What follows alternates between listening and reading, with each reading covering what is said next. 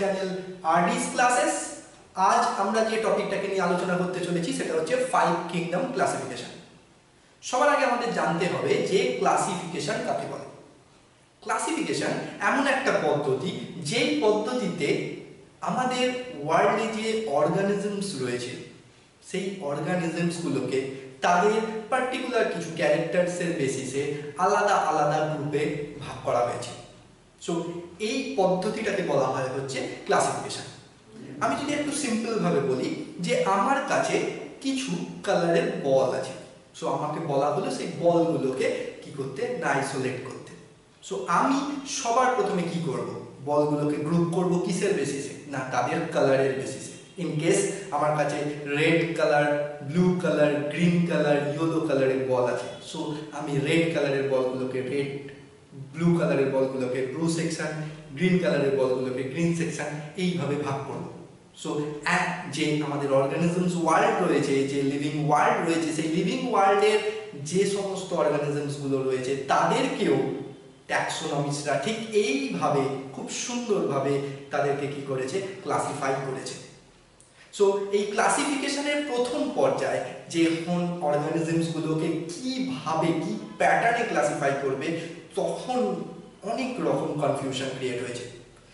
প্রথম লিনিয়াস, যিনি পুরো অর্গানিজমসটাকে মাত্র দুটো ভাগে ভাগ করেছিলেন, যাকে বলা হয় হচ্ছে টু কিংডম কনসেপ্ট, যেখানে শুধু অ্যানিমেল ছিল, প্লান্ট ছিল। কিন্তু পরে গিয়ে দেখা গেল যে অ্যানিমেল প্লান্ট বাদেও আরো অনেক ধরনের অর্গানিজমস রয়েছে। সো আস্তে আস্তে two kingdom classification, 3 kingdom, 4 kingdom, এবং আমরা আজ যেটা পড়বো সেটা হচ্ছে 5 কিংডম ক্লাসিফিকেশন, যেটা রবার্ট হুইটেকার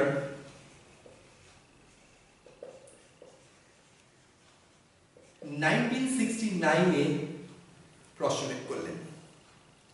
এই ক্লাসিফিকেশনে উনি টোটাল অর্গানিজম ওয়ার্ল্ডটাকে 5খানা কিংডমে ভাগ করলেন এবং এই ভাগ করা কিংডমগুলোকে পার্টিকুলার কিছু বেসিসে, ক্যারেক্টারের বেসিসে ভাগ করলেন। সো আমরা আজকে সেই সমস্ত ক্যারেক্টারস এবং কি কি কিংডমে ভাগ করেছে সেটাই দেখতে চলেছি। আর.এইচ. হুইটেকার অর্গানিজমসকে তার সেলের বেসিসে প্রথম ভাগটা করেন। দু ধরনের সেল পাওয়া যায়, একটাকে বলা হয় প্রোক্যারিওটিক সেল, একটাকে বলা হয় ইউক্যারিওটিক সেল। প্রোক্যারিওটিক সেলস হচ্ছে সিম্পল সেলস এবং প্রিমিটিভ, বাট ইউক্যারিওটিক সেলস হচ্ছে মডার্ন যে সেলস, মিন্স অ্যাডভান্স যে সেলসগুলো রয়েছে সেগুলো হচ্ছে ইউক্যারিওটিক সেলের মধ্যে। প্রোক্যারিওটিক সেলের মধ্যে কিন্তু আমরা কোনো নিউক্লিয়াস দেখতে পাই না, তার বদলে এর মধ্যে যে জেনেটিক মেটেরিয়ালটা থাকে যেটাকে বলা হয় হচ্ছে নিউক্লিয়য়েড। এখন এই প্রোক্যারিওটিক সেলের মধ্যে উনি যে কিংডমটাকে ফেলেছিলেন সেটাকে বলা হয় হচ্ছে মোনেরা। মেনলি এই মোনেরা গ্রুপটা হলো ব্যাকটেরিয়া। ব্যাকটেরিয়া অ্যাকচুয়ালি হচ্ছে একটা মাইক্রো অর্গানিজমস। এই ব্যাকটেরিয়া জলে, স্থলে, অন্তরিক্ষে সব জায়গায় কিন্তু ব্যাকটেরিয়া প্রেজেন্স রয়েছে এবং এই ব্যাকটেরিয়ার মধ্যে যে দুটো টাইপস উনি মেনলি ডেমনস্ট্রেট করেন, সেই দুটো টাইপ, একটাকে বলা হয় হচ্ছে আর্কি ব্যাকটেরিয়া এবং অন্যটা হচ্ছে ইউ ব্যাকটেরিয়া। আর্কি ব্যাকটেরিয়া হচ্ছে যেগুলো এক্সট্রিম হ্যাবিটেটে ডেভেলপ করে। এক্সট্রিম হ্যাবিটেট মানে টু স্যালিনিটি, টু কোল্ড, খুব ঠান্ডা, খুব গরম, এই ধরনের এনভায়রনমেন্টগুলোতে যারা সার্ভাইভ করতে পারে যে সমস্ত ব্যাকটেরিয়াগুলো, সেই ব্যাকটেরিয়াগুলোকে বলা হয় হচ্ছে আর্কি ব্যাকটেরিয়া। অন্যদিকে নর্মাল কন্ডিশনে যে ব্যাকটেরিয়াগুলো সার্ভাইভ করে, যেটা আমাদের চারপাশে যে সমস্ত ব্যাকটেরিয়াগুলো থাকে, যেগুলো প্যারাসাইটিক নেচার হয়, যেগুলো আমাদের রোগ সৃষ্টি করে, সেই ধরনের ব্যাকটেরিয়াগুলোকে বলা হয় হচ্ছে ইউ ব্যাকটেরিয়া। এই ইউ ব্যাকটেরিয়াকে আমি ট্রু ব্যাকটেরিয়াও বলতে পারি। ইউ ব্যাকটেরিয়া মধ্যে কিছু ব্যাকটেরিয়া আছে যাদের মধ্যে ক্লোরোফিলের প্রেজেন্স দেখা গেছে, দ্যাট মিন্স তারা ফটোসিনথেসিস করতে পারে। আবার কিছু ব্যাকটেরিয়া আছে যারা হেটেরোট্রপিক ব্যাকটেরিয়া, মিন্স কোনোভাবেই ফটোসিনথেসিস করতে পারে না এবং ফুডের জন্য totally depends on host body. এছাড়াও ব্যাকটেরিয়ার মধ্যে একটা স্পেশাল টাইপ অফ ক্যাটাগরি দেখা গেছে যেটাকে বলা হয় হচ্ছে মাইকোপ্লাজমা, যেটাকে বলা হয় মাইকোপ্লাজমা, যেগুলো এই মোনেরার মধ্যে সবথেকে ছোট স্মলেস্ট মাইক্রো অর্গানিজম। এবং এদের মেন যেটা ফিচার্স সেটা হচ্ছে এরা উইদাউট অক্সিজেন সার্ভাইভ করতে পারে। সার্ভাইভ করার জন্য অক্সিজেন লাগে না, অক্সিজেন ছাড়াও এরা সার্ভাইভ করতে পারে। সো এই ধরনের ব্যাকটেরিয়াগুলো কিন্তু কিছু ধরনের মাইক্রোপ্লাজমাও কিন্তু আমাদের বডির মধ্যে অনেক ধরনের রোগ প্রবলেম ক্রিয়েট করতে পারে। সো আর কি ব্যাকটেরিয়া, ব্যাকটেরিয়া, এই দুটোকে নিয়ে তৈরি হয়েছে হচ্ছে মোনেরা গ্রুপ। এরপর আসি হচ্ছে ইউক্যারিওটিক সেলস গুলোর মধ্যে।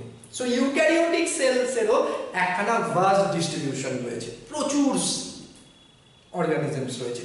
সো তিনি তখন আরো একটা ক্যারেক্টারিস্টিক্স ফিচার্সকে নিয়ে এলেন, সের বেসিসে কি করলেন না ডেভেলপ ক্লাসিফাই করলেন। সো সেইটা কি না কটা সেল প্রেজেন্স রয়েছে, মিন্স কিছু অ্যানিমালস আছে যারা হচ্ছে ইউনিসেলুলার, মিন্স এককোষী। সো এই ইউনিসেলুলার যে সমস্ত অর্গানিজমস গুলো রয়েছে, সেই ইউনিসেলুলার মানে হচ্ছে তার মধ্যে একটাই সেল প্রেজেন্ট থাকবে এবং সেই একটা সেলের মধ্যেই তার সমস্ত রকম ফিজিওলজিক্যাল বায়োলজিক্যাল কাজকর্ম হবে। সো সেই ধরনের অর্গানিজমস গুলোকে বা সেলটাকে ইউনিসেল বলা হয়। সো ইউনিসেলের মধ্যে প্রধান যেটা আমাদের মাথায় আসে সেটা হচ্ছে অ্যামিবা। সো এই অ্যামিবা যে প্রাণীটা রয়েছে এটা মেনলি যার আন্ডারে, যে কিংডমের আন্ডারে, সেটা হচ্ছে প্রোটিস্টা। মিন্স ইউনিসেলুলার অর্গানিজমসকে উনি যে পার্টিকুলার কিংডমটায় আনেন সেটাকে বলা হয় হচ্ছে প্রোটিস্টা। এই প্রোটিস্টার মধ্যে আরো কিছু ক্যাটাগরি রয়েছে, কিন্তু তার মধ্যে সবথেকে উল্লেখযোগ্য যেটা রয়েছে সেটা হচ্ছে প্রোটোজোয়া। সো প্রোটোজোয়ানরা হচ্ছে eukaryotic unicellular organism. So protozoa মানেই হচ্ছে তারা ইউক্যারিওটিক বাট ইউনিসেলুলার অর্গানিজম। প্রোটোজোয়ারা ইম্পর্টেন্ট বিকজ অফ তাদের মধ্যে একটাই সেল থাকে, বাট তারা কিন্তু লোকোমোশন করতে পারে, মিন্স অ্যাক্টিভ, এবং তাদের লোকোমোটারি ডিফারেন্ট, প্রোটোজোয়ানদের মধ্যে ডিফারেন্ট টাইপ অফ লোকোমোটারি স্ট্রাকচার দেখা গেছে, যেমন সিউডোপোডিয়া অ্যামিবার মধ্যে পাওয়া যায়, ফ্ল্যাজেলা যেটা হচ্ছে ইউগ্লিনার মধ্যে পাওয়া যায়, সিলিয়া প্যারামিসিয়ামের মধ্যে পাওয়া যায়। এইভাবে একটা বিশাল ক্লাসিফিকেশন তৈরি করেছে হচ্ছে প্রোটোজোয়া, যার জন্য পরে গিয়ে প্রোটোজোয়াকে কিংডমের রেসপেক্টে সাব কিংডম বলা হয়।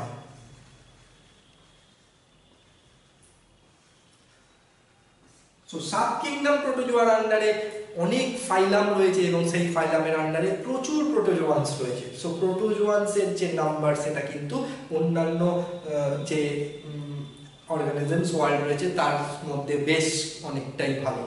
নেক্সট যেটা আমরা আসি মাল্টিসেলুলার বা মেটাজোয়ান অ্যানিমেল। সো মাল্টিসেলুলার মানে হচ্ছে যাদের একের বেশি সেলস রয়েছে এবং সেই সেলসগুলো কিন্তু কি তৈরি করেছে না কখনো সেলুলার গ্রেড অফ অর্গানাইজেশন করেছে, মিন্স সেলগুলো আলাদা আলাদা ফাংশনাল, আলাদা আলাদা সেল, আলাদা আলাদা তাদের ফাংশন। কখনো তৈরি করেছে টিস্যু গ্রেড অফ অর্গানাইজেশন, মানে সেলগুলো নিয়ে তৈরি করেছে টিস্যু এবং সেই টিস্যুগুলো ফাংশনাল। আবার কখনো তৈরি করেছে organ grade of organization, means organ form করেছে। সো এইভাবে মাল্টি সেলুলার অ্যানিমেল তৈরি হয়েছে এবং মাল্টি সেলুলার অ্যানিমেলের মধ্যেও কিন্তু প্রচুর ক্যাটাগরি রয়েছে। সো সেই ক্যাটাগরির মধ্যে সবার প্রথমে যেটা প্রবলেম ক্রিয়েট করে বা যে ক্যারেক্টারিস্টিক্স ফিচার্সটাকে নিয়ে এনে সেই প্রবলেমটাকে সলভ করে দিলেন সেটা হচ্ছে সেল ওয়াল। সো কিছু কিছু অর্গানিজমস আছে যাদের মধ্যে সেল ওয়াল থাকে না, আর কিছু আছে যাদের মধ্যে সেল ওয়াল থাকে। সো যাদের মধ্যে সেল ওয়াল থাকে না, মিন্স সেল ওয়াল অ্যাবসেন্ট, সেই ধরনের অর্গানিজমস গুলোকে উনি ফেললেন হচ্ছে অ্যানিমেলিয়ার মধ্যে। সো এই অ্যানিমেলিয়াও হচ্ছে একটা বিশাল বড় গ্রুপ। এই গ্রুপটার মধ্যে আমরা কি পাই না পরিফেরা থেকে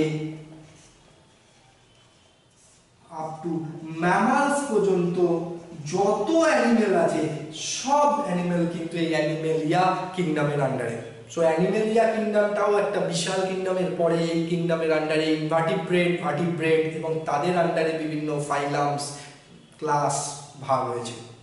নেক্সট যদি আমরা আসি উইথ সেল ওয়াল মানে যাদের সেল ওয়াল থাকে, এবং যাদের সেল ওয়াল থাকে বললেই আমরা কিন্তু দুটো নাম আমাদের মাথায় আসে, একটা প্লান্ট আর একটা হচ্ছে ব্যাকটেরিয়া। কারণ ব্যাকটেরিয়া, মোনেরা গ্রুপের এই ব্যাকটেরিয়া যে রয়েছে এদের মধ্যেও কিন্তু রিজিড সেল ওয়াল প্রেজেন্স এবং তার সঙ্গে সঙ্গে প্লাজমা মেমব্রেনও প্রেজেন্ট। কিন্তু এছাড়া প্লান্টের মধ্যে মনে আছে, কিন্তু হুইটেকার দেখালেন যে প্লান্ট ছাড়াও কিন্তু প্লাজমা মেমব্রেন প্রেজেন্ট থাকে, সেল ওয়াল প্রেজেন্ট থাকে।